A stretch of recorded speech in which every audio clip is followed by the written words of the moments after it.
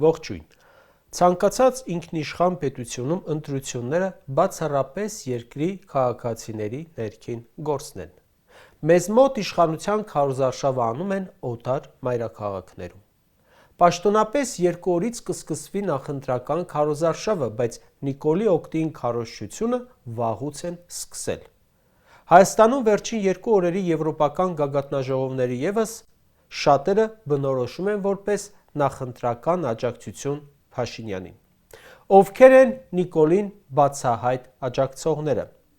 Նախ հավաքական արևմուտքը, Եվրամիությունը, Միացյալ Նահանգները։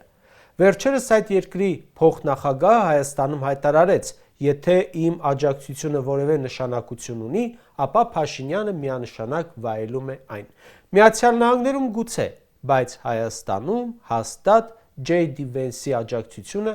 որևէ նշանակություն չունի։ Հունգարիայում էլ Օրբանին էր աջակցում։ Տեսանք ինչ եղավ։ Եվրամիությունը Փաշինյանին տրամադրում է դիվանագիտական եւ PR հսկայական ռեսուրս։ Միլիոնավոր դոլարները, որ տվել են իբրև հիբրիդային սպառնալիքների դեմ պայքարի համար, բազմաթիվ ՀԿ-ներով, Սորոսական եւ USAID-ի փակված կառույցների ու անձանց վերակենդանացումով հենց կարծում եմ Նիկոլին աջակցելու համար են։ Եվրոպական դիվանագիտության ղեկավար Կալասն ասում է, Եվրամիությունը կաջակցի հայ ժողովրդին սեփական ճակատագիր ընտրելու հարցում, այդ թվում Եվրամիության նոր առաքելության միջոցով, որը ուղղված է արտաքին միջամտությանը հակազդելուն։ Խոսքը այդ հիբրիդային արագ արձագանքման խմբի մասին է։ Եվրամիությունը, այսինքն արտաքին ուժը, խումբ է ուղարկել Հայաստան մեկ այլ թվացյալ արտաքին միջամտության հակազդելու համար ու ասում է, մենք կուղղորդենք, թե ոնց ընտրեք։ Ձեռքի հետ նախընտրական խոստումներ են տալիս 26 միլիարդ եվրո։ Դա էլ ոնց որ Աջափնյակի մետրոն լինի, մի քանի տարի է խոստանում են։ Այդ 26 միլիարդ եվրոն ոչ թե անհատույց աջակցություն է, այլ վարկ, բայց միևնույն է 5 տարի խոստանում են ու չեն տալիս։ Խոստանում են ինչ-որ ներդրումներ, Հայաստանը մոտեցնեն Եվրամիությանը, ոչ թե ընդունեն Եվրամիություն, այլ մոտեցնել։ Հիմա էլ է մոտիկ։ Լեհաստանի վարչապետ Տուսկն էլ իր կողմից է աջակցում ամեն անգամ կամերա տեսնելիս Նիկոլի սրտիկից անելով։ Եվրոպական խորհրդի նախագահ Անտոնիո Կոշտան որպես Նիկոլին աջակցություն համարում է գագաթնաժողովը Երևանում անցկացնելը։ Բարեբախտաբար թվարկածիցս եւ ոչ ոք Հայաստանում քվե բերող հեղինակություն չունի։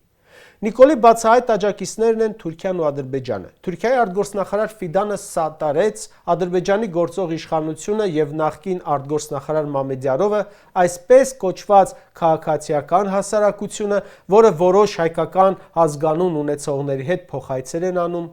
նրանք բոլորը սատարում են։ Ինչ եք կարծում։ Ինչ ռեակցիա կցուցաբերի ընտրատեղամաս գնացող քաղաքացին, երբ կարդում է թշնամական Ադրբեջանի պաշտոնյաների ելույթները, թե Քոչարյանին ու Սամվել Կարապետյանին հայ ժողովուրդը դեմ է, ընտրելու են Նիկոլին։ Իհարկե, Ադրբեջանն ամեն ինչի պատրաստ է, վստահ եմ Նիկոլին ընտրության համար հնարավորություն ունենա նախընտրական կաշառքել Հայաստանում կբաժանի։ Իրականում ես լրիվ հասկանում եմ արտաքին եւ թշնամական երկրների մոտիվացիան Նիկոլին աջակցելիս։ ԱՄՆ-ի համար Փաշինյանը այն գործիքն է, որի միջոցով Իրանի քթի տակ ունենում է ուղիղ ներկայություն։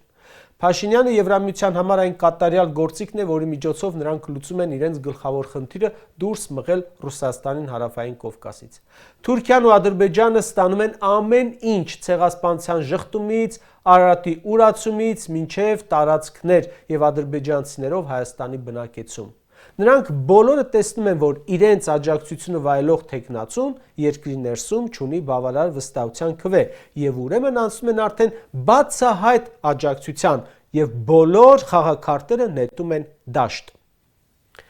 Ժողովուրդ ջան, անկեղծ խոսենք։ Ընտրություն կատարողների ճնշող մեծամասնությունը գցում բռնում է, չէ, որ իշխանությունը կարող է իր ակնկալիքները բավարարել, իր շահերը սպասարկել, թոշակ բարձրացնի, աշխատատեղ ստեղծի, միջավայր բարեփոխի եւ այլն։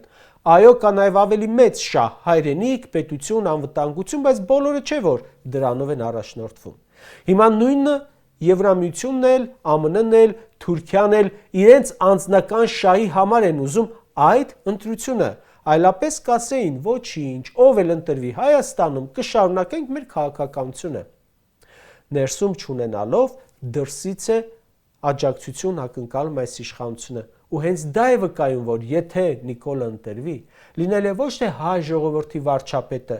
դարձյալ չի լինելու այդպիսին, այլ լինելու է Թուրքիայի, Ադրբեջանի, Մակրոնի, Թրամփի, ու Հայաստանը ընթանալու է նրանց թելադրած պարտադրանքով գերության մեջ, ինչպես հիմա է։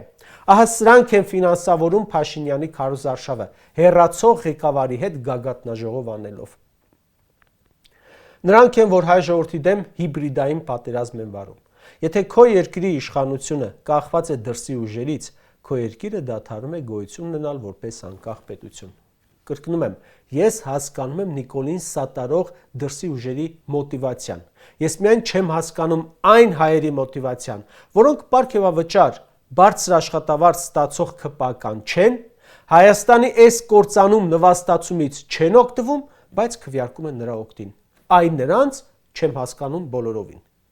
Արարատ Միրզոյանն ասում է, վերջին տարիներին մեր երկրի առջև ծառացած մարտահրավերներն ու դժվարությունները շատ պետությունների կհասցնեին կաթվածի եւ փլուզման եզրին։ Իսկ մեզ ուր են հասցրել։ Մենք վերջին 5 տարվա մեջ արդեն երկրորդ անգամ գնում ենք ընտրության ու երկուսն էլ Հայաստանը փրկելու կամ կործանելու մասին են։ Ինչ եք կարծում։ Արտաքին միջամտությունը օգնում է Փաշինյանին ընտրություններում։ Կարճաժամկետ PR-ի տեսանկյունից գուցե, կասի աշխարհը ինձ հետ է։ Ընտրողը կույր չէ։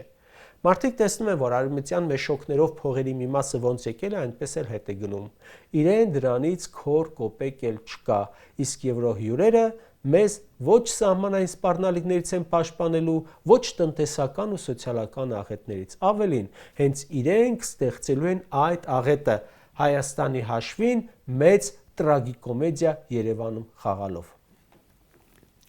Այս ընտրությունները, Ժորժ ջան, Նիկոլ Փաշինյանի եւ ընդդիմության միջև չեն։ Սա պայքար է այն բանի համար, թե արդյոք Հայաստանը կմնա հայ ժողովրդի պետությունը, թե վերջնականապես կվերածվի օտարների ձեռքում խաղալիքի, որը կարելի է քանդել ու այլևս չհավաքել։ Շեշտենք, Նիկոլի պարտությունը Եվրամիության հետ թշնամանք չի նշանակում, այլ հարաբերություններ հավասարի դիրքերից, բարձր մակարդակից, սեղանի շուրջ, ոչ թե սեղանի վրա կամ կզած։ Կարճ ասած, Ժորժ ջան, եթե Հայաստանի թշնամիները եւ օտար պետությունները մեզ հակոչ են անում, կաշառքներ են տալիս, սպառնում են, որ ընտրեք Նիկոլին, դա հենց կարևոր ապացույցն է, թե ինչու պետք է չընտրել հենց նրան։